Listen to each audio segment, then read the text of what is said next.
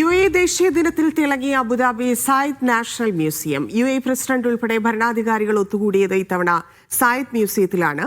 ആഘോഷങ്ങൾക്ക് ശേഷം മ്യൂസിയം ഇന്ന് പൊതുജനങ്ങൾക്കായി തുറന്നു നൽകി.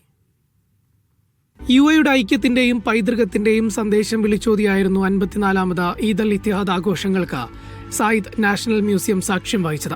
UAE president Sheikh Mohamed bin Zayed Al നഹ്യാന്റെ നേതൃത്വത്തിൽ രാജ്യത്തെ ഉന്നത നേതാക്കളെല്ലാം ചടങ്ങിൽ പങ്കെടുത്തു. രാഷ്ട്രപിതാവ് ഷെയ്ഖ് സായിദിന്റെ സ്മരണകൾക്ക് ആദരമർപ്പിച്ചാണ് ചടങ്ങുകൾ ആരംഭിച്ചത്.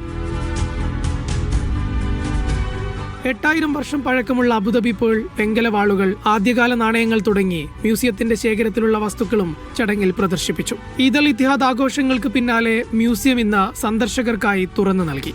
അബുദാബിയിലെ സാദിയാത്ത് കൾച്ചറൽ ഡിസ്ട്രിക്റ്റിലാണ് മ്യൂസിയം സ്ഥിതി ചെയ്യുന്നത്. പരുന്തുകളോടുള്ള ഷെയ്ഖ് സായിദിന്റെ ഇഷ്ടത്തിൽ നിന്ന് പ്രചോദനം ഉൾക്കൊണ്ട് ചിറകിന്റെ ആകൃതിയിലാണ് മ്യൂസിയത്തിന്റെ രൂപകൽപ്പന.